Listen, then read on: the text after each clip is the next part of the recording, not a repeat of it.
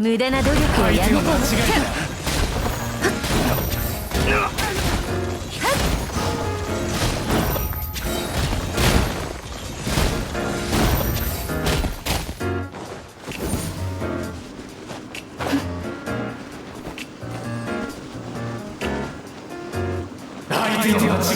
取るに足らないその命いただあっ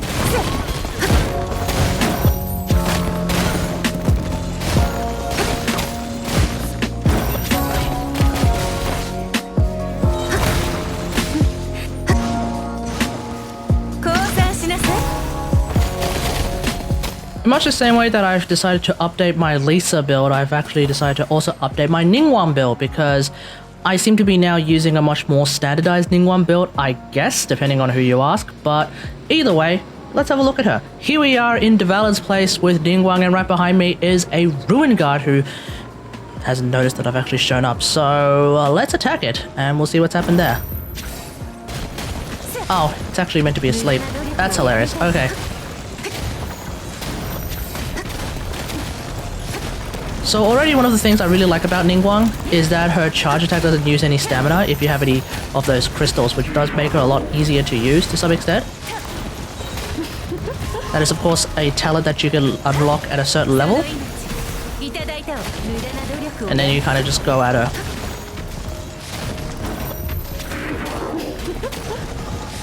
If I were to use any of my other mages at the present moment, then I would actually be able to crystallize, but I'm not going to. There we go, done. So, let's have a look at the build that I'm using with Ningguang. Like I said, pretty standardized build, I guess. Here we have the build, so we're basically looking at a Ningguang with about 1,300 attack, which is normally not as much as I would like, but there is a reason for that. And we're also looking at about 13,500 health, as well as 7,500 defense, and not that much elemental mastery at all. So, the weapon that I'm using is the Widsith, which gives that extra crit damage as part of its base stats. And that is why the power of Ningguang tends to reside a lot on her crit rate and her crit damage, which is really, really high.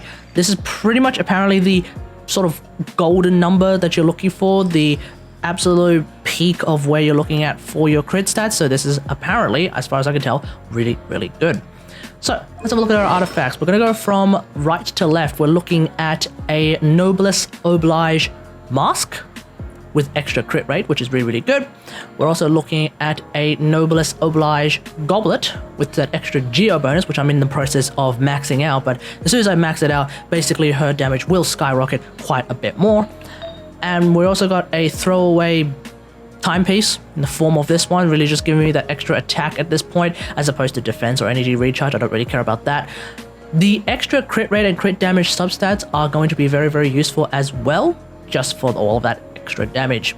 We're also looking at a feather with that extra crit rate. That's really, really helpful. And this is coming from the Archaic Petra set, which also works with her flower that's also from the Archaic Petra set with that extra crit rate. Both of these, of course, are going to increase her geo damage bonus.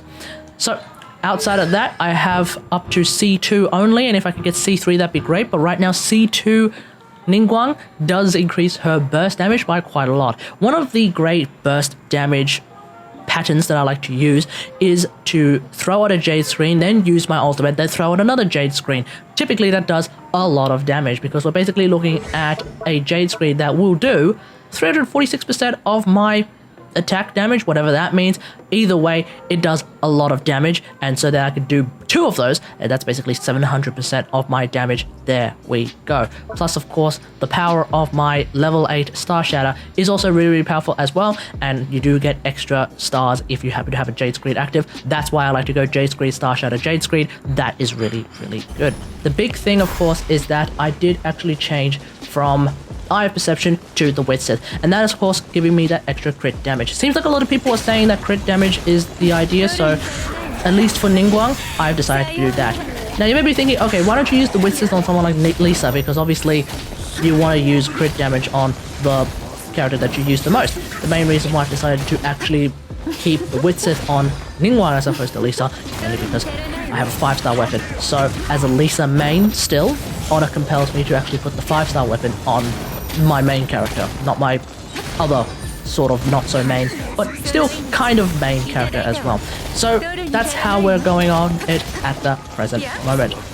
One thing to keep in mind, I think, if you are going to use Ningguang, is that her ultimate doesn't particularly like indoor areas. If you find that you have 2 cliffs, or at least some rock faces, or even walls, you're going to have a bit of a bad time with Ningguang's ultimate. So that's definitely something you need to keep an eye on. But if you're fighting in open land, Ningguang can basically destroy everything pretty damn quickly.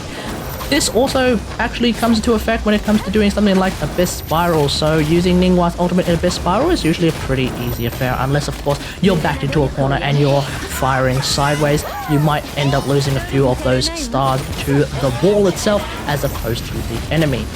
Now, the main thing that I find interesting about the dynamic between someone like Ningguang and, let's say, Lisa, is that Ningguang is, of course, a much more comfortable character to play in the sense that she's way more tanky than someone like Lisa. It's mainly because of that Crystallise. So with Crystallise, as well as the Elemental Mastery coming from the Witsith, that produces a lot of really powerful shields, which does make her a lot more comfortable to use because she is effectively even more tanky. Some people have pointed out that maybe you don't want Elemental Mastery on a Geo character. I would actually disagree. I think having stronger shields through Crystallise is probably a good thing.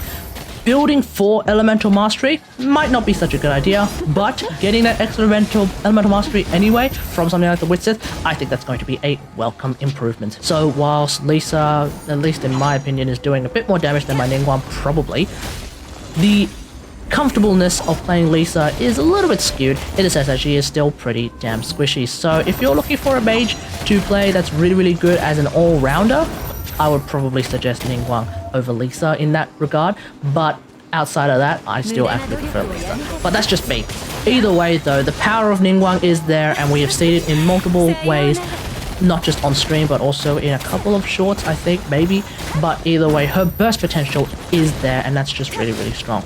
Either way, let me know if you think about all of this in the comments below. Is Ningguang your character of choice? What do you do slightly differently, if not actually differently, to me with Ningguang? Let me know in the comments. Otherwise, hope you guys enjoyed this. If you liked this video, hit that like button, subscribe for more Genshin Impact action, and until next time, I'll see you guys later. Thanks for watching. Bye!